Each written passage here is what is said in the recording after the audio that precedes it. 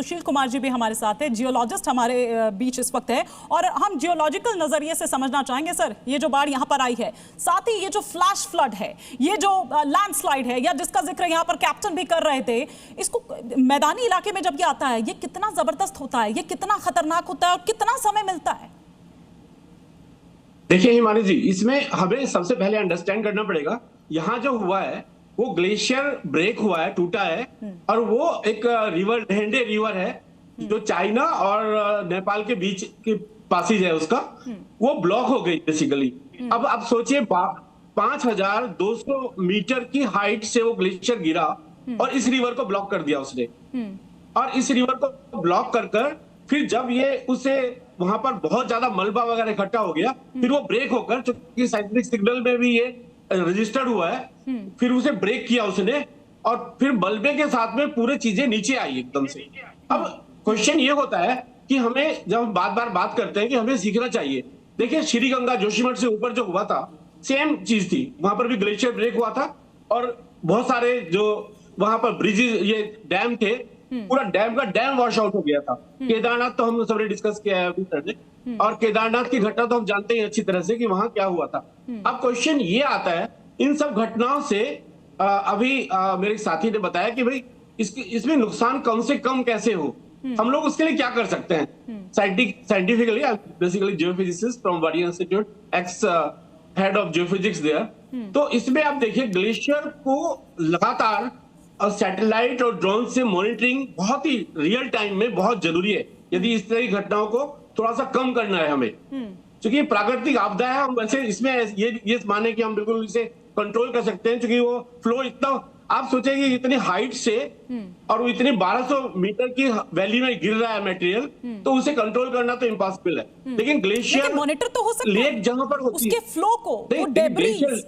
वो लैंडस्लाइड, उसको मॉनिटर तो किया जा सकता है क्या? ये कोई इस तरह का मॉनिटर, यही तो ये ड्रोन, और उसकी वजह से, और हमें ये देखना पड़ेगा कि जो ग्लेशियर लेक्स हैं हिमालय में, ठीक है, वहां पर 10 जो ग्लेशियर लेक्स हैं, Wadia institute of Himalayan geology ने उन्हें आइडेंटिफाई किया है, तो उन पर बेसिकली अर्ली वार्निंग सेंसर लगाए जाने चाहिए, और बहुत ही वहां साइलेंस सिस्टम होना चाहिए जो हम लोगों को बचाना चाहते हैं इस तरह से।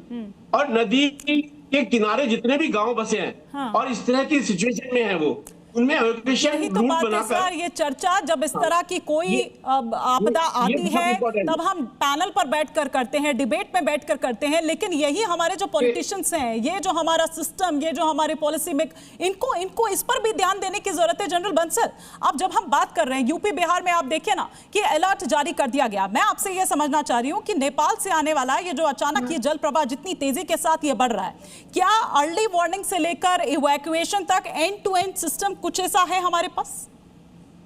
बिल्कुल सही कहा आपने, हमारे पास सिस्टम है, क्योंकि हमारे यहाँ disaster management plan national level पर भी है और स्टेट लेवल पर भी है। तो उन सबको देखते हुए, खास करके जब ये पानी मैदान में आता है तो वो धीरे धीरे बढ़ता है, तो उसमें इवैक्यूएशन के जो है चांसेस ज़्यादा रह जाते हैं, लेकिन जो है हिल में नहीं होते। और जैसे प्रोफेसर मिश्रा ने बिल्कुल सही कहा है, खासकर हिली एरिया में आपको अब कुछ ज़्यादा समय नहीं मिलता और कोई भी प्रिकॉशन या वो नहीं लिए जा सकते। अभी जो आपने कहा कि ये नेशनल मुद्दा नहीं, ये इंटरनेशनल मुद्दा है। इंटरनेशनल मुद्दा इसलिए है कि ज़्यादातर जो ग्लोबल वार्मिंग है और क्लाइमेट चेंजेज है, उसका पहले बड़ा आपस में बातचीत होती थी। जब से अमेरिका ने अपने आप को इसको विड्रॉ किया है तो ये बातें करना खत्म हो गया है। तो ये जो एक ग्लोबल वार्मिंग को ध्यान में रखना पड़ेगा। और जैसा जो है ग्रुप कैप्टन देवनाथ ने भी बहुत अच्छी बात कही है कि जो एक लेक होती हैं उसके अंदर जो लेवल अगर बढ़ता है पानी का, तो वो ग्लेशियर ज्यादा जमा होगा, तो जब समय पर वो ऊंचा हो जाता है तो उसको नीचा किया जाए, क्योंकि जो ग्लेशियर का साइज है वो कम होगा। और उसको देखते हुए इस तरह से जो मैनुअल तरीके से या जो आर्टिफिशियल तरीके से किया जा सकता है, किया जाना जरूरी है। और ऐसी स्थिति में जब आपके पास कोई वार्निंग ही नहीं हो, जब फ्लैश फ्लड आता है, with in few minutes everything goes down the drain, तो उस समय ज्यादा कुछ किया नहीं जा सकता। हाँ, जैसे कहा जा रहा है कि चाइना को एक अर्ली वार्निंग कुछ मिला था, और 1 घंटे पहले अगर चाइना इस तरह का अर्ली वार्निंग को शेयर कर लेता, हालांकि ये एलिगेशन काउंटर एलिगेशन है, चाइना इसको कह रहा है कि नहीं हमें ऐसा नहीं था, जबकि जो नेपाल की गवर्नमेंट कह रही है कि चाइना को ये हमारे साथ शेयर करना चाहता है। इसके साथ साथ एक और भी बात है कि जो तिब्बत के अंदर में रोड बन रही हैं, टनल बन रहे हैं, बांध बन रहे हैं, उनका भी इफेक्ट इसके ऊपर में हुआ है। तो ये सब कुछ नेचुरल तो कहते हैं, इसमें काफी कंट्रीब्यूशन ह्यूमन बीइंग का भी है। तो इसको नेचुरल के साथ साथ एक मैन मेड भी कहा जा सकता है। ग्लोबल वार्मिंग को रोका जा सकता है, जितना डेवलपमेंट कर रहे हैं उसको रोका जा सकता है, इस तरह से प्रकृति के साथ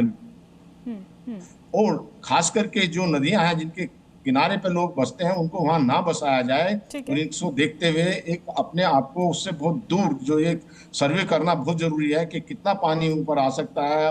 वर्स्ट कंडीशन में क्या हो सकता है, उन सबको देखते हुए इस प्रकार से जो रिलोकेशन होना चाहिए पॉपुलेशन का कि वो इफेक्टेड ना हो, जिससे कि आपदा को कुछ कम किया जा सके।